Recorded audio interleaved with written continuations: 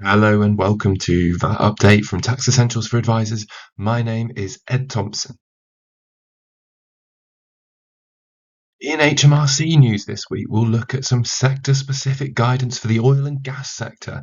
In cases news, we'll look at two hotly awaited cases with a lot of money potentially on the line.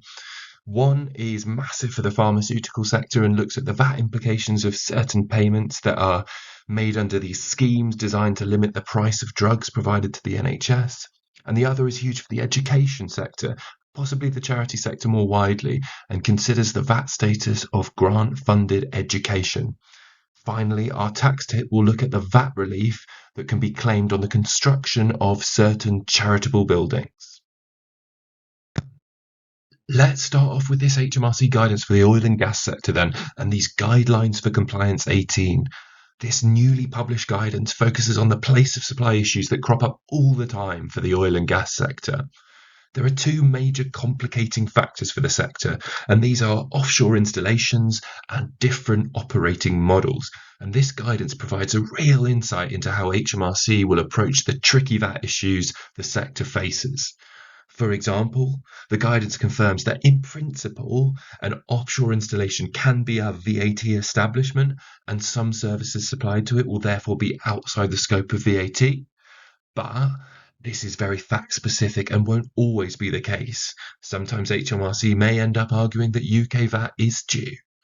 The increased clarity that this new guidance gives is a really welcome development for the sector, as getting the VAT treatment wrong carries a very material risk. First case is a big one for the pharmaceutical sector. It's an upper tribunal decision about certain payments that are made under schemes designed to limit the price of drugs when they're provided to the NHS. The decision surprised many because it overturned a favourable decision for the taxpayer at the first tier tribunal and held that in most instances, the payments that these pharmaceutical companies were making under these pricing schemes didn't give them the entitlement to reduce down the amount of VAT on sales that had previously been declared. Now, rebate arrangements are always a complicated one from a VAT perspective, especially when the rebate isn't paid to your immediate customer. And that's something that goes far beyond the pharma sector. This specific case, though, is one where there is a lot of money on the line for the pharma sector, so I wouldn't be surprised to see it appealed further to the Court of Appeal. Our other case this week is another landmark judgment, this time for the further education sector. It concerns grant funding and, in particular, whether funding that came from the Education Funding Agency and the Skills Funding Agency was outside the scope of that as a grant or payment for a VAT supply of education to students. The Court of Appeal has now ruled that these funding payments were consideration for a supply of education and not outside the scope. Because of a quirk of some of the time limit rules, the taxpayer was actually arguing that the funding was a payment for a VAT supply. And whilst this will create a windfall for some colleges, the general outlook for the sector may not be so rosy.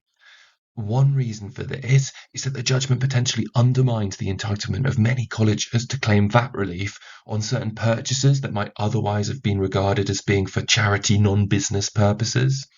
It may also have other important ramifications for the education and charity sectors much more broadly.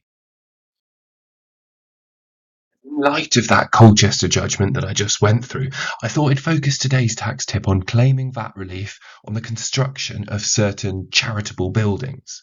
Now, there is potentially a very valuable relief available to charities where they construct a building which is intended for what is referred to as a relevant charitable purpose. A relevant charitable purpose includes non-business use by a charity, but this doesn't apply to all charitable buildings by a long stretch. Many charitable activities are regarded as business activities for that purposes, even if those activities aren't looking to make any sort of a profit.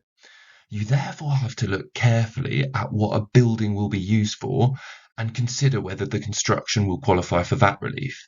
This means thinking about exactly what's happening in the building and what that means for VAT. Sometimes it may be worth limiting certain activities, such as renting rooms, so as not to jeopardize the case for zero rating. If relief is possible, then the charity should issue a certificate to its contractor to tell them that the building will be used for a relevant charitable purpose, so that the supply to the charity can then be zero rated. I will leave you with that for this edition, and I'll catch you on the next episode. Thank you very much for listening. Thanks, Ed. And before we go, a little bird tells me that you are due to be our special guest for our next free CPD webinar. I understand you'll be talking to Andy and Rachel about VAT planning with the option to tax. That will be on the 17th of June at 1 p.m, and we will have registration information as soon as possible. Bye for now, everyone.